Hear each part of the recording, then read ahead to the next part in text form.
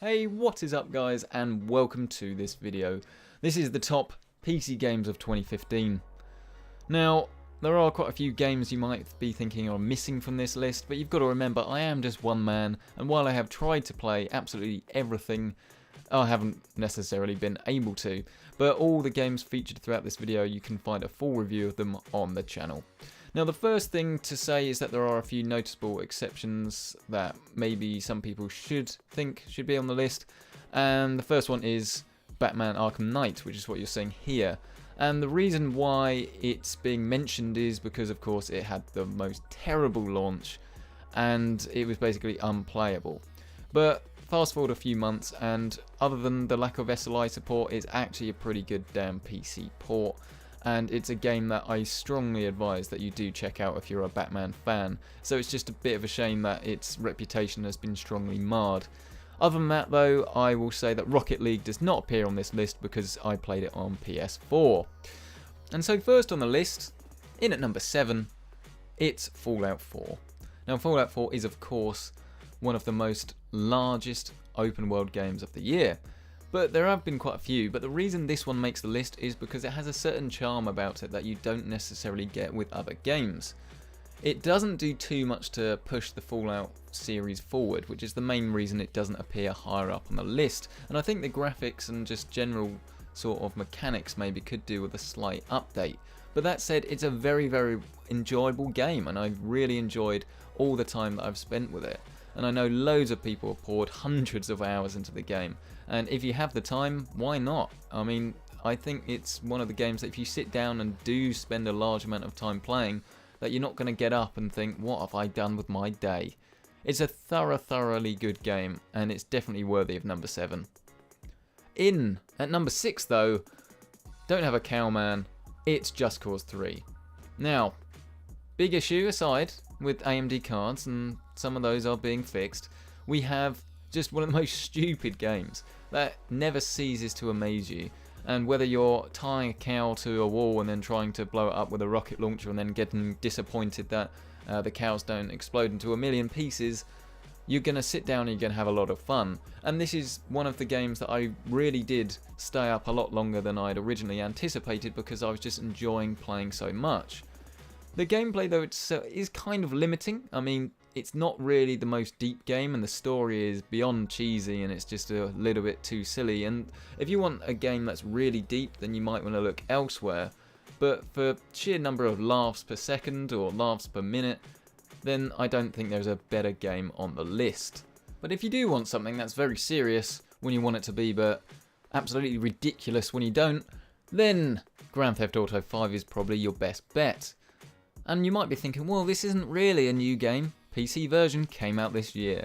And you don't need me to tell you how good the game is. It's absolutely astounding. And couple that with a really strong PC version, and you have a game that can keep you occupied for days, weeks, months. It really is truly fantastic. And I've even heard rumours of some story DLC coming out in the not too distant future, which should expand its lifetime even further. Although I doubt it will come free. But that being said, if you want a game that's both graphically amazing, you can run it in 4K no problems on more modest hardware than some other games, but then a game that's just absolutely silly, will make you laugh but has a really incredibly deep story as well as a really good multiplayer, then Grand Theft Auto 5 is probably a solid choice. But let's be honest, you've probably got it in your library already. But in at number 4 is Call of Duty Black Ops 3.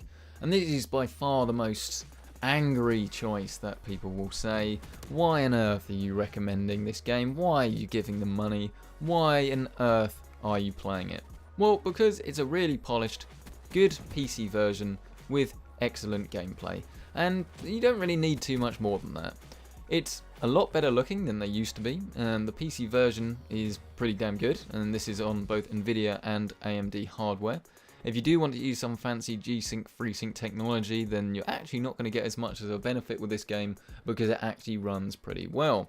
But yes, it's been an annual franchise for years and years and years, and that's not likely to change. The end result is a really polished game that you even get in Nazi Zombies mode with. So for me, I don't need much else.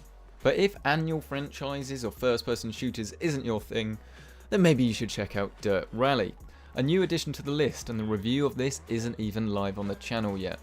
But it's an absolutely amazing rally game that strips Dirt back to what it used to be, just a rally game. And a lot of people almost didn't really get on with the Gymkhana mode, and there wasn't really that much content in Dirt 3, and a lot of it came as DLC. But not so much with this game. It started as early access, and now it's a proper, fully 1.0 released game, and it's just an excellent execution of an idea. Rally on dirt, or snow, or whatever surface you're playing on. But it's a thoroughly enjoyable game that rewards players that like to learn how to play the game, and once you've got a bit of skill, you're going to have a lot of fun. In number 2 though, is Star Wars Battlefront. And some people will say this isn't a very technically advanced game when it comes to gameplay. There's not that much going on here. You just point a laser gun, you shoot it, and there's no real customizability. But you know what? It's a bloody good game to play. And honestly, when it comes to just first-person shooter fun, I don't think there is a game that I've enjoyed more this year. And the implementation of the Star Wars aspect, I would say, is pretty flawless. All the guns feel very nice, if not some of them quite similar. There aren't very many maps, but at its core, the gameplay experience is unparalleled, and I think it's an absolute cracker of a Star Wars game. Yes, if you took away the Star Wars element, and you don't really have that much left, but overall, it's a very good execution, and one that I thoroughly recommend. But there can be only one game of the year, and literally, I can't express enough how easy the decision was. It's The Witcher 3. There are only 2 games this year that really grabbed my attention, and I was almost forced to put time aside to play them because they really deserved to be played. And those were Batman Arkham Knight, which didn't run very well on PC for a lot of people and thus couldn't really make the list, and The Witcher 3. And The Witcher 3, I hate to use the word, but it's so close to perfection, it's unbelievable. Combine amazingly good gameplay that's really fun to play, yet it requires a bit of skill and requires a bit of time to master. Flawless graphics that are class leading, and in an open world game just look absolutely beautiful, with a really deep story and a really large detailed open world. Honestly, what more do you want? What more do you want? And some people say you shouldn't compare Fallout with The Witcher because they're completely different games. Well, no, not really. They're both open world games, and this is just a much better execution of that. They're not afraid to be on the forefront when it comes to things like graphics. And yet it still runs really well, and if you have lesser hardware, then you can turn down the settings and there's no problem. Whereas something like Fallout, I found that even on its max settings and requiring a lot of horsepower, it just never really looked that good. The Witcher 3 is just a fantastic story game. I can't wait to play it through again. I really can't. I poured hours and hours into this game. I put hours aside for this game, and I regret nothing. All I want to do is go and play it again. It's absolutely fantastic, and I can't express this enough. If you don't have it in your library and you have any interest whatsoever in an open world game, this is easily the game of the year. Like, the difference between number 2 and number 1 this year is absolutely ridiculous. I would easily trade all the games in the list for this one. Easily. You'd think I've been paid to say that, wouldn't you? But no. Easily, Witcher 3 is the PC Centric Game of the Year 2015. So, that has been the top PC games of 2015. Onwards to 2016, I'd say. Thank you so much for checking out this video, as always, and don't forget, if there has been some games in this list that I haven't played, or you think deserve to make the list, leave a comment. Let me know what it is, and maybe I'll pick it up. Have a play.